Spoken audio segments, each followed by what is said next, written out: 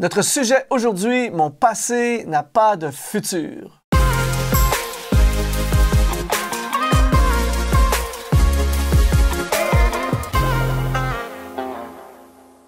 Aujourd'hui, notre invité, Johan de Fontaine, un ingénieur, un pasteur, un méga entrepreneur de la France qui nous visite en studio aujourd'hui. Et nous allons passer ensemble un moment d'activation. Et notre sujet est extraordinaire. Dans tous les sujets, celui-là, c'est un des sujets qui risque d'impacter beaucoup de gens qui nous regardent en ce moment. Mon passé n'a pas de futur. C'est fou à quel point... Premièrement, bienvenue, Johan. C'est fou à quel point notre passé influence tellement notre futur. Comment, toi, tu vois mon passé n'a pas de futur? J'entends des gens penser en ce moment qui disent de quoi ils parlent. Moi, je vois tellement de monde autour de moi qui sont scotchés dans leur passé et qui ne rentrent pas dans leur futur parce qu'ils se disqualifient tout seuls. Tu vois? Ils sont dans un mode de pensée qui, voilà, on amène à être scotché à ce qu'on a vécu, à penser que finalement Dieu ne peut pas nous pardonner ou que finalement on n'est pas capable ou que finalement ça nous ramène toujours à ce qu'on a vécu, à ce qu'on a fait et à ce qu'on a passé. Et ce qui nous empêche finalement de rentrer dans ce que Dieu a soufflé dans nos vies avant notre conception, le projet de Dieu, l'appel de Dieu pour nos vies, la destinée que Dieu a prévue. C'est fou le nombre de conversations. Moi, je parle dans mes voyages, je parle avec plein de gens, des gens extraordinaires, fantastiques, de tous les milieux, de toutes les cultures. Mais le nombre de conversations où, lorsque je suis en train de parler avec les gens, où on parle de leur passé, surtout du passé négatif, c'est énorme. Les gens parlent, il m'est arrivé ça, j'ai vécu ça, j'ai échoué là, j'ai vécu un échec, j'ai fait une faillite, j'ai perdu mon emploi, ça n'a pas fonctionné, tout ça. Et malheureusement, les gens sont bloqués de leur futur à cause de leur passé. Scotché. Ouais. Et finalement, on passe plus d'énergie à réfléchir, à changer notre passé, alors qu'on ne peut pas le changer. Non, voilà. Alors que Dieu voudrait qu'on passe de l'énergie à rentrer dans notre futur, que lui, il a déjà prévu.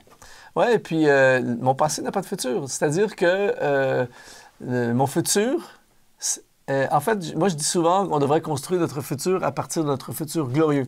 C'est-à-dire qu'avec Dieu, dans ma vie, mon futur, si je place Dieu comme la fondation, le centre dans ma vie, mon futur est glorieux.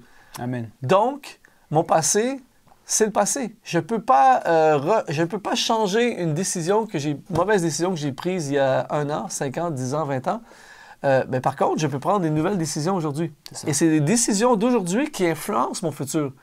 Donc, moi, je dis souvent, je ne sais pas si tu m'as déjà entendu dire ça, mais pour débloquer mon présent, je ne vais pas dans le passé. Pour débloquer dans mon présent, je vais dans mon futur glorieux.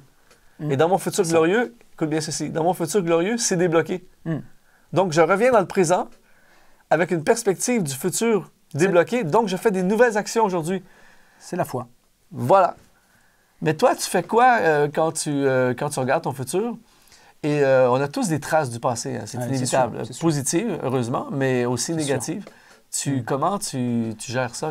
Est-ce que ça revient? Est-ce que tu as des flashbacks de ton passé? Bien sûr. On a tous un passé, on a tous des galères, on a tous vécu des situations compliquées dans nos vies, dans nos familles, dans nos couples, dans nos foyers. Voilà. C'est sûr que Dieu a permis ces choses-là, non pas pour nous écraser, mais pour que nous apprenions par expérience des choses et que nous puissions nous laisser visiter par l'Esprit de Dieu pour qu'à chaque jour, il nous renouvelle et qu'on rentre dans quelque chose de nouveau. Dieu permet des épreuves. C'est sûr que Dieu permet des épreuves. L'épreuve, on n'est pas dans un monde aseptisé, on n'est pas dans le monde des bisounours, comme on dit. On n'est pas dans une chambre d'hôpital, dans une bulle qui est aseptisée complètement. On vit dans le monde et Dieu nous a voulu être des hommes et des femmes qui impactent le monde. Nous ne sommes pas du monde, mais nous sommes dans le monde. Et on vit nos épreuves. Et la différence qu'on a, ce n'est pas les épreuves qu'on vit. On n'a pas la différence. Avec les non-chrétiens, ceux qui ne confessent pas le nom de Jésus, on n'a pas cette différence-là des épreuves qu'on vit, mais on a la différence de l'espérance. On a la différence de la foi et on a la différence de pouvoir les vivre différemment. Et oui, puis ce qui est extraordinaire aussi, c'est que notre passé ne nous est pas imputé avec Dieu. C'est-à-dire que nos erreurs du passé, nos manquements du passé, on en a tous, ont été pardonnés. Donc, je n'ai pas besoin d'attaquer le futur en me disant « Ouais, mais dans le passé, j'ai failli, j'ai fait ça, et puis maintenant, j'ai comme un dossier de... » Pareil comme, je ne sais pas comment ça fonctionne en France, mais ici, ça va être la même chose. Ici, au Canada, tu as un dossier de crédit. Et à chaque fois que tu fais un mauvais coup, que tu payes une carte de crédit en retard, que tu fais chèque sans provision, ou une erreur ou une négligence, ça va dans ton dossier de crédit. Ouais. Et la prochaine fois que tu vas faire un prêt, par exemple, à la banque, tout ça, ou louer ou acheter une voiture, ils vont voir, la première chose qu'ils font, ils vont voir ton historique. Et ton historique te condamne. Ou ton historique prouve, fait que ton prêt est approuvé. Et donc, tu as constamment ton passé financier qui vient affecter ton présent. Mais avec Dieu, c'est pas comme ça. Il n'y a pas un dossier, tu as fait ça en 1983, tu n'as pas fait ça en 2002, et aujourd'hui, tu ne pourras pas faire ça à cause... C'est pas comme ça. Aujourd'hui, c'est une plage blanche. C'est sûr. Mon passé n'a pas de futur. Et c'est fou, j'ai vu un film il n'y a pas si longtemps que ça, c'était un esclave, tu vois. Et ça là, ça vient me revenir simplement. Et cet esclave-là avait été affranchi, avait été libéré, mais le gars, il n'arrivait pas à rentrer dans sa vie libre. Tu vois. Et il est quasiment revenu pour finalement se remettre au service d'un maître alors qu'il avait été affranchi. Wow. C'est fou cette histoire. Et la Bible, par exemple, nous parle de ça dans Acte 9, 32. Il y a un truc qui m'a marqué, c'est Pierre qui se balade, qui fait son job, que Dieu et Saint-Esprit le conduit à faire. Et il trouve un homme là, à Lydde, qui s'appelle Énée. Et ce gars-là, la Bible nous dit qu'il est couché sur son lit depuis 8 ans et qu'il est paralytique.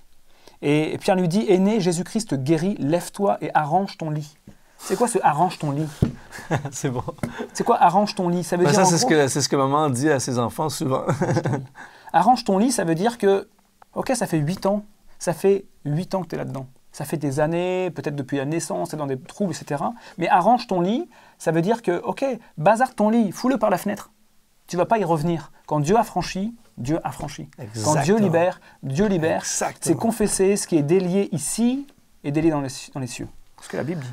Donc, je peux aujourd'hui, peu importe ton passé, peu importe ce que tu as fait, peu importe les erreurs que tu as fait, peu importe les omissions, peu importe les chutes, peu importe les manquements, peu importe les mauvaises décisions, les mauvais choix qui font qu'aujourd'hui, peut-être, c'est pas glorieux dans ta vie, aujourd'hui, c'est compliqué, tout ça, mais on peut arrêter l'hémorragie aujourd'hui. Amen. Il y a des gens qui disent j'ai fait des mauvais choix financiers, aujourd'hui je suis dans la galère, je suis dans la faillite, et puis ma vie, ça va être ça. Tu peux arrêter l'hémorragie aujourd'hui.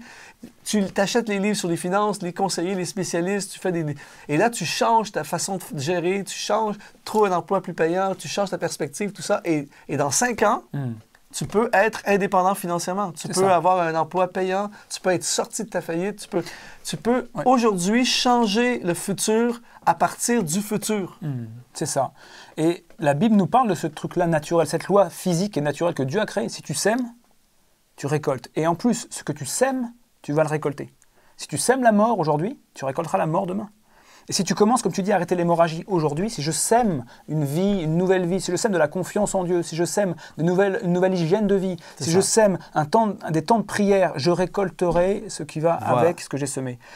Si on plante une graine d'un citronnier, on ne récolte pas des pêches. Voilà. C'est juste ça. Exactement. Il y a une phrase que tu m'as sûrement entendu le dire, je le dis tout le temps, mais je vais le redire encore. C'est le meilleur temps pour planter un arbre, c'était il y a 20 ans. Le deuxième meilleur temps, c'est aujourd'hui.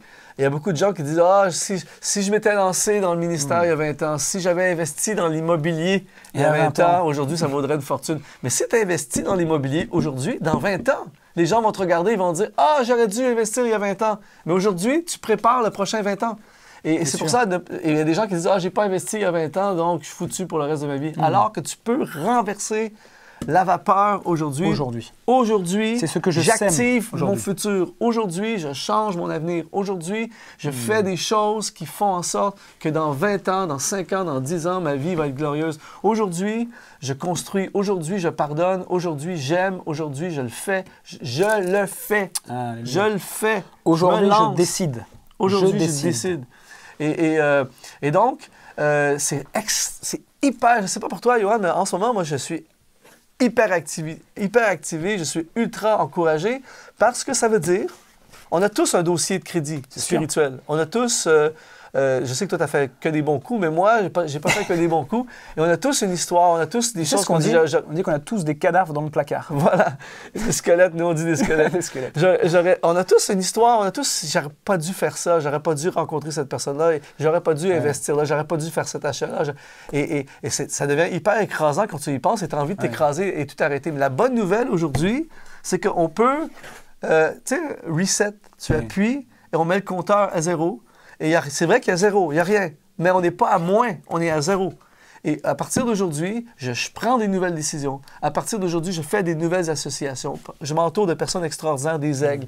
À partir d'aujourd'hui, je fais des nouveaux choix financiers. À partir d'aujourd'hui, je m'instruis, je pose des questions, je demande de l'aide. À partir d'aujourd'hui, je réoriente, je réinvente ma vie, je réoriente ma vie, je réinvente ma vie, je prends une nouvelle direction. Et ce qui fait en sorte que j'active un futur glorieux indépendamment de mon passé. Mon passé n'a pas de futur, n'a pas d'avenir. Alors, si tu es prisonnier en ce moment d'un passé, Johan et moi, on est ici avec une clé, et c'est la clé de libération de ton futur. Et à partir d'aujourd'hui, tu peux dire, c'est fini, le passé. J'ai été pardonné. La Bible dit, si quelqu'un est en Christ, les choses anciennes sont passées et toutes choses deviennent nouvelles. Pas quelque chose, quelques éléments, tout devient nouveau et tu peux te lancer, c'est génial, Livé. Tu peux avoir 80 ans aujourd'hui et décider d'entrer dans le nouveau. Vivre le nouveau, des nouvelles choses. Le passé n'a pas de futur. Merci, Johan, tu nous as beaucoup inspiré et ça a été génial. Je sais pas l'effet que j'ai sur toi, mais toi, tu m'actives à fond. Et je suis sûr que les personnes qui nous regardent en ce moment, il y en a plein, je les vois. Je te vois derrière ton téléphone en ce moment avec tes écouteurs, tu es assis dans le métro, je sais pas trop, et il y a quelque chose en toi, tu te dis, OK, on le fait, les choses vont changer, mon avenir va changer. C'est bon. Amen. Merci, mon ami, de contribuer à la vie de toutes ces personnes. Soyez bénis et rendez-vous dans le futur glorieux.